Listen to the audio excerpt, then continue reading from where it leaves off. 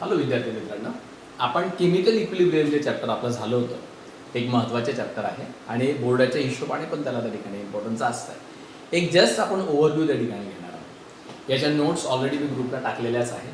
त्या व्यवस्थितपणे नोटबुकवर त्या ठिकाणी राईट डाऊन करा आणि त्या पद्धतीने त्याला त्या ठिकाणी सॉल्व्ह करा. याच्यात पहिला कन्सेप्ट होता त्या ठिकाणी, तो होता degree of dissociation.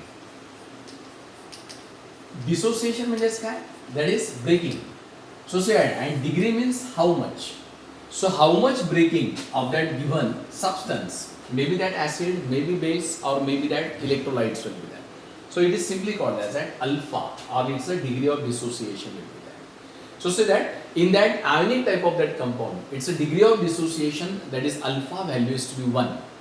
And say that certain compounds having that less amount of dissociations will be there, just like weak acid, weak base, or that weak electrolytes will be there. So it's a dissociation which is in that the fraction of that form. So this is a degree of dissociation.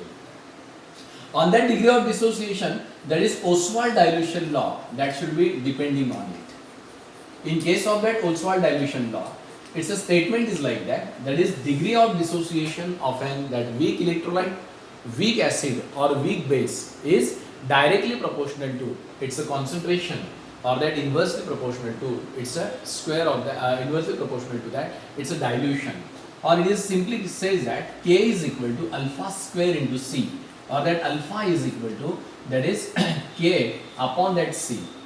So that this is a form for that the weak acid will be there.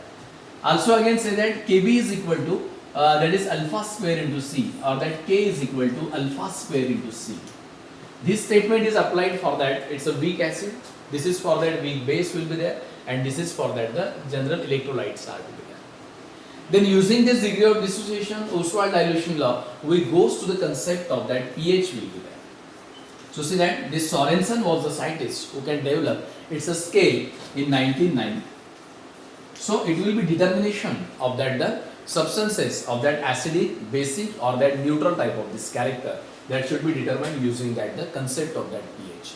Whenever that pH value should be that 0 to 6.99, then it's a value it is to be carried out. It is an acidic character. Exactly pH value becomes at the 7, then it is a neutral. While in case of that 7.1 to up to 14 will be there. So this is a basic character will be there, or base is to be obtained. Using this pH, that Henderson-Hasselbalch equation is also determined for that. Again this using that pH and pOH concept. Then see that there is a relationship, that is simply suppose we can get that this pH is minus log to the base 10 of this H plus ion concentration, and that pOH it is exactly equal to this is minus log to the base 10 of this OH minus ion concentration is 10. Again we can determine that the relationship between that pH and that pOH it is exactly equal to that 14. This equation we can already derive into it. Correct? Then using that numericals is also based on that pH and pOH concept that should be also determined into it. म्हणजे हे पण व्यवस्थितपणे त्या ठिकाणी त्याला follow up त्या ठिकाणी करा. त्यानंतर आपण पुढचा कन्सेप्ट बघितला होता हायड्रोलिसिस ऑफ दॅट सॉल्ट्स. म्हणजे एखादा सॉल्ट दिला असेल त्या ठिकाणी त्याचा हायड्रोलिसिस केल्यावर त्याच्यापासून तयार होणारे प्रॉडक्ट्स काय येतात त्याच्यानुसार त्याचं ऍसिडिक आणि बेसिक त्या ठिकाणी कॅरेक्टर त्या ठिकाणी तयार होतं. म्हणून हायड्रोलिसिस ऑफ सॉल्टच्या बेसवर त्या ठिकाणी 4 टाईपचे सबस्टन्स त्या ठिकाणी तयार होतात, किंवा 4 टाईप्स त्याचे त्या ठिकाणी आपल्याला फॉर्म त्या ठिकाणी करता येतात. याच्यामध्ये पहिला टाईप पडतो त्या ठिकाणी that is salt of that is strong acid and strong base. This is a example of it. This is that the forming salt is a combination of that strong acid and strong base. पण तुम्ही NaCl हे combination घेतलं किंवा KCl हे जे combination त्या ठिकाणी घेतलं तर हे तुम्हाला salts of strong acid and strong base मध्ये. समजा दुसरं त्या ठिकाणी घेतलं that is salts of strong acid and weak base त्या ठिकाणी घेतला. म्हणजे ऍसिड हा स्ट्रॉंग आहे आणि बेस हा त्या ठिकाणी वीक आहे. फॉर एक्झाम्पल हा NH4Cl अमोनियम क्लोराईड याचं फॉर्मेशन त्या ठिकाणी आपल्याला याच्या पद्धतीने करता येईल. तिसरं त्या ठिकाणी बघितलं that is salt of that is weak acid and strong base असं जर कॉम्बिनेशन त्या ठिकाणी असेल तर आपल्याला त्या ठिकाणी याचा एक्झाम्पल आहे दॅट इज CH3COONA म्हणजे सोडियम ऍसिटेट हे जे एक्झाम्पल त्या ठिकाणी ते याच्यामध्ये कॉम्बाईन करता येईल. आणि चौथा जो टाईप त्या ठिकाणी आहे it is salt of that is weak acid and weak base हे जे कॉम्बिनेशन आहे म्हणजे अमोनियम ऍसिटेट हे याचं बेस्ट एक्झाम्पल त्या ठिकाणी आहे. म्हणजे याचे डिसोसिएशन केल्यानंतर आपल्याला त्या पद्धतीचं कॅरेक्टर जे हे डिटरमाइन त्या ठिकाणी आपल्याला करता येतं. त्यानंतर पुढचा टॉपिक त्या ठिकाणी बघितलेला तो होता बफर सोल्युशन्स. बफर सोल्युशनचा अर्थ काय होता त्या ठिकाणी? That a solution which does not change it's a pH value even on addition of it's a strong acid or that strong base. It is simply called as that buffer type of that solution. म्हणजे थोडक्यात एखादा substance मध्ये त्या ठिकाणी म्हणजे त्याचा pH आपल्याला resist करायचा आहे. जर वरून त्या ठिकाणी ऍसिड किंवा बेसची ऍडिशन त्या ठिकाणी केली तरी सुद्धा तो बदलायला त्या ठिकाणी नको. याला म्हणतात बफर सोल्युशन. या बफरचे पुन्हा 2 टाइप्स त्या ठिकाणी बनतात. तसं 3 टाइप्स आहेत. ऍसिडिक बफर, बेसिक बफर आणि न्यूट्रल बफर असे तिन्ही टाइप्स याच्यामध्ये त्या ठिकाणी आपल्याला फॉर्म त्या ठिकाणी करता येतात.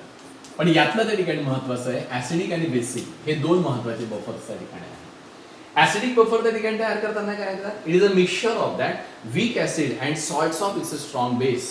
It is a acidic buffer. While basic buffer is what? It is a weak base and salt of it's a strong acid. यांच्या कॉम्बिनेशनने आपल्याला त्या ठिकाणी तयार करता येतं. त्याचा पुढचा टॉपिक त्या ठिकाणी आहे solubility and solubility product. Solubility means what? That amount of solute which is to be dissolved in the given amount of this solvent, it is called as that solubility will be there.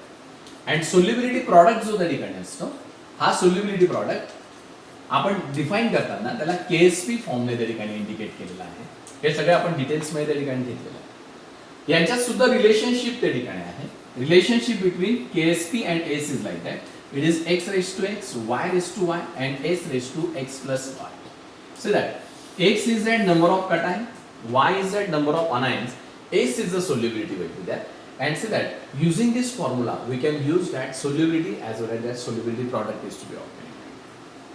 त्यानंतर येतो त्या ठिकाणी common ion effect त्या ठिकाणी येतो. Common ion effect त्याच्या नावातच त्याचं मिनिंग लपलं आहे. That is similar type of this ion. So that and that will be suppress its reactivity will be there due to its common ion. So this is called as a common ion effect will be there. Common ion इफेक्टचा आपण त्या ठिकाणी वापर सुद्धा करताना बघितला आहे. या प्रॅक्टिकलच्या याच्या त्या ठिकाणी क्वालिटेटिव्ह अनालिसिस मध्ये आपल्याला त्या ठिकाणी करता येतो. तसंच त्या ठिकाणी सोप फॉर्मेशन मध्ये सुद्धा त्या ठिकाणी आपल्याला करता येतो.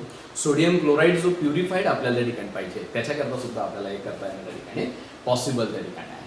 तर अशी ही सिंपल चॅप्टरची रिव्हिजन आहे. हे व्यवस्थितपणे करा आणि जर काही अडचण आली तर पुन्हा त्या ठिकाणी प्रश्न विचारा. Okay, thank you.